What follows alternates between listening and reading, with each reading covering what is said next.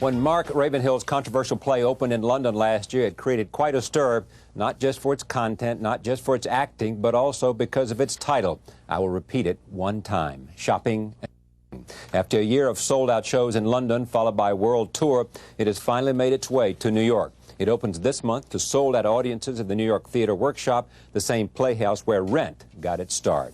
Joining me tonight, playwright Mark Ravenhill, and I am pleased to have him here to find out exactly what this play is all about. Welcome to New York. Hi. Welcome to the broadcast. Thank you. Tell me what it's about, and then let's talk more about it. What it's about is a group of Both in terms of the storyline and in terms of the messages you're trying to convey. Yeah. What it's about is a group of young people trying to get by in a big city. They really need money, and it's really hard for them to get money. They've probably had quite a good education, but there are no jobs out there. And they get drawn into a world of telephone sex, rent boys, drug dealing, anything to make a buck, really. And it's what kind of morality can they hold on to? What kind of values do they have if they're engaged in this world and this way of making money? So really it's about, are there any moral standards left? Do we need a new morality for where we are now? And are there answers in this play?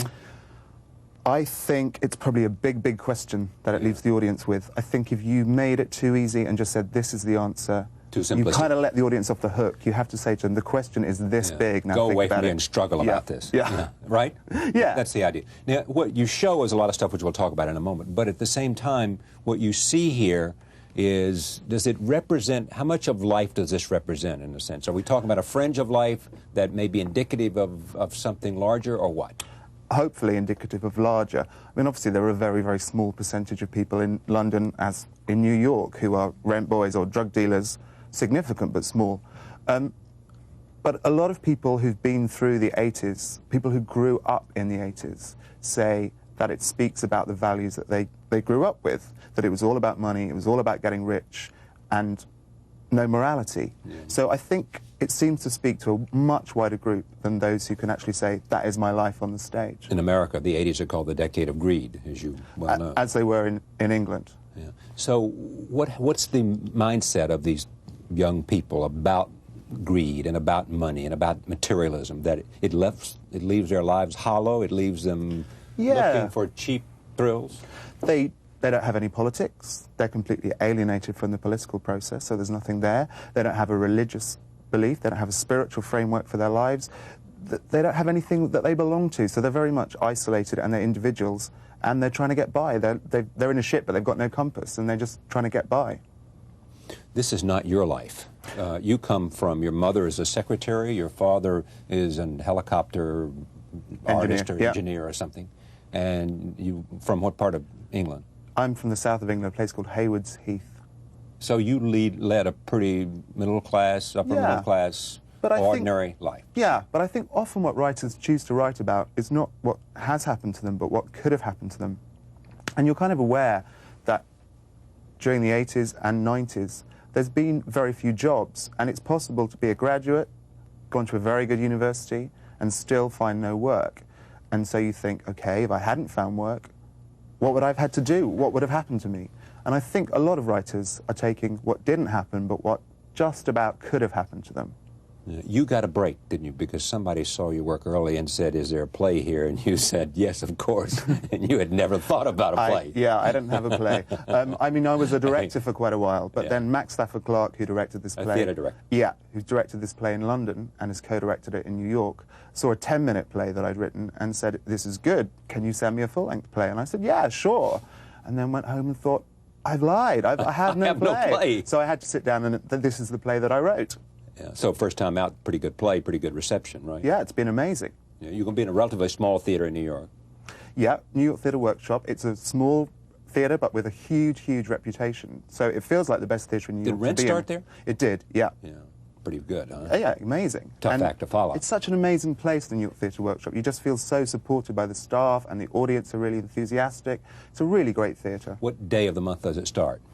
It starts on Monday, which is the 3rd, I believe. 3rd of February. Uh-huh. And then it runs... Whatever Monday is. Yeah. It runs until 7 or 8 weeks. Runs through to March. All right. Tell me about the plot. I mean, is there a plot here? Yeah.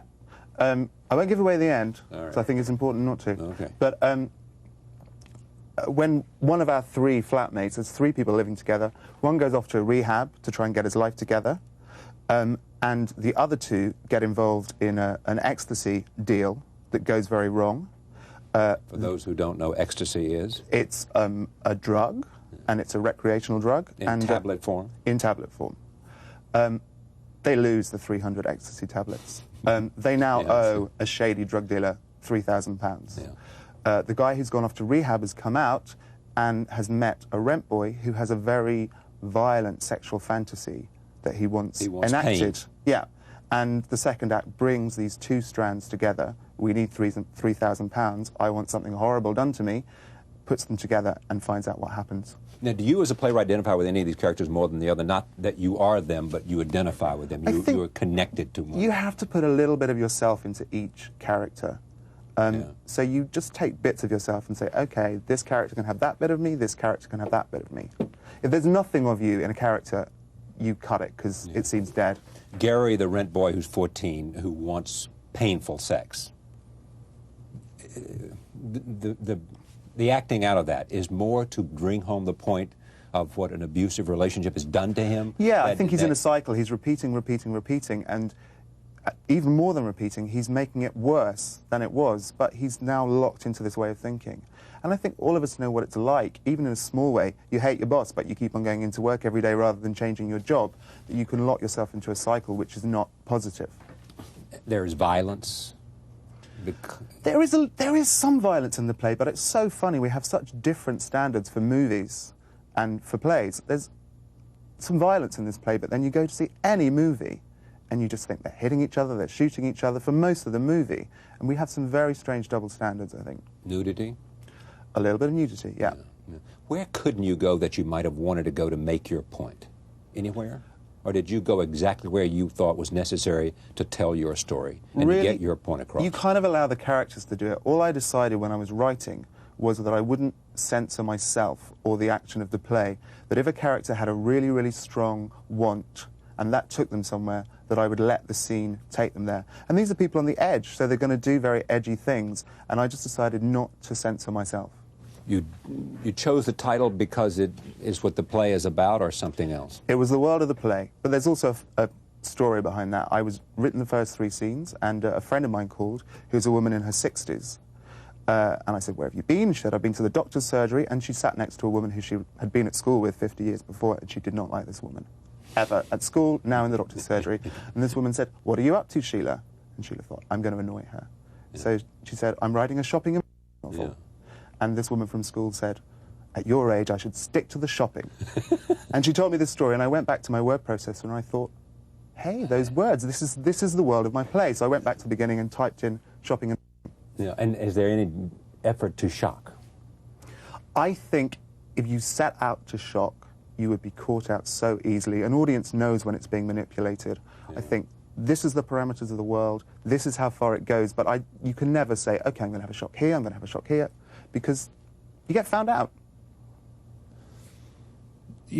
Audiences, you trust audiences. You think audiences, most of the time, their judgment about what they see is good and incisive.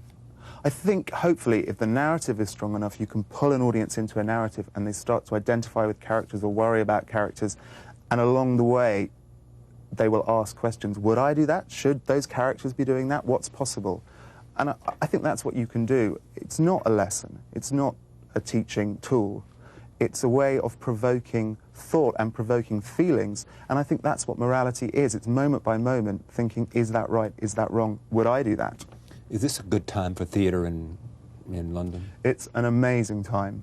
There are so many new writers and young writers appearing, and there seems to be a whole new audience for their work, an audience who had been written off as a theatre audience. They were a movie-going audience. Yeah.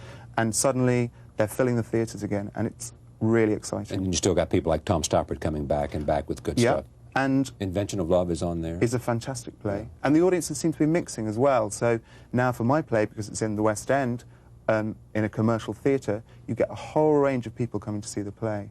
And it's incredible. It's really exciting.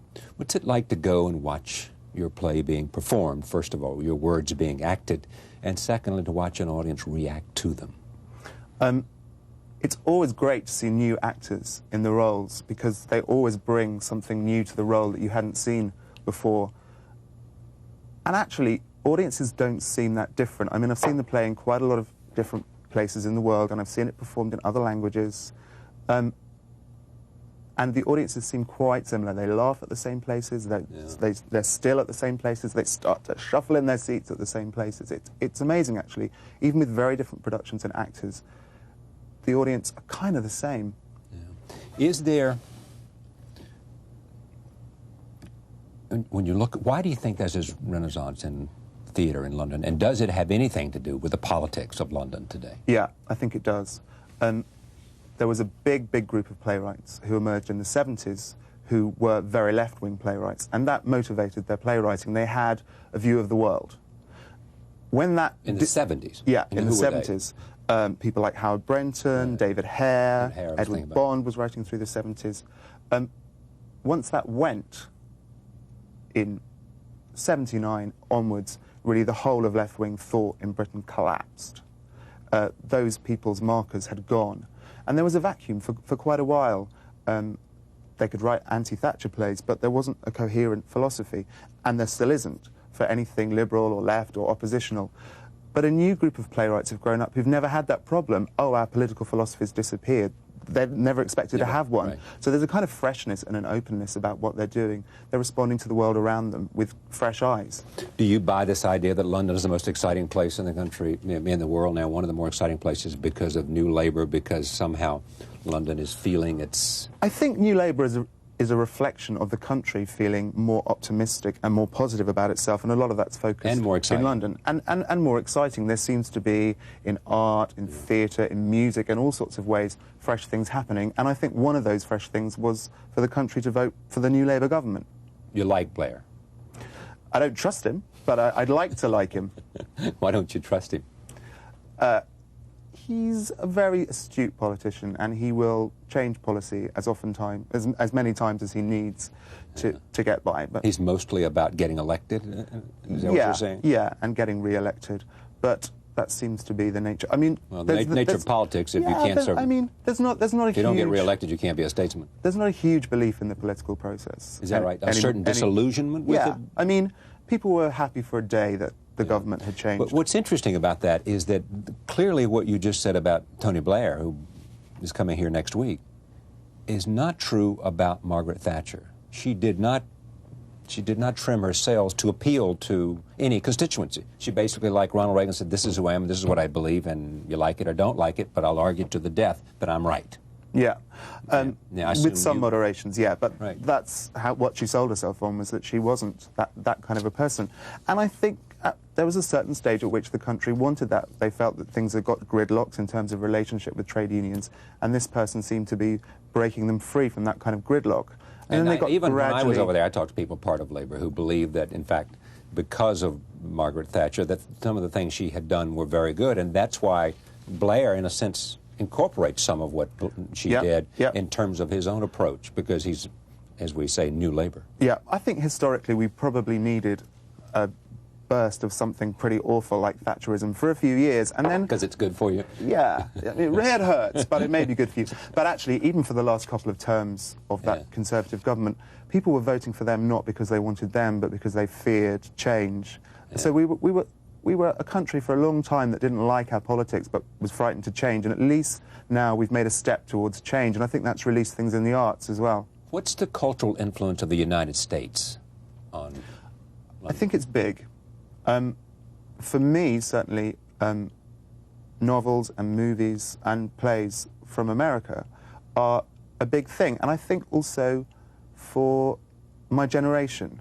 Maybe it's just more of an international outlook as well, but I think there's something of the MTV generation thing that's very American influenced, whereas writers previous to us, playwrights, but also novelists as well, I think, were very interested in what is Britishness, what's the British problem, what's the British character, and we're not very interested in nationality, I think, my generation. We're not very obsessed about being British, so I think that leaves you more open to other influences, and because of the language thing, particularly to American influences.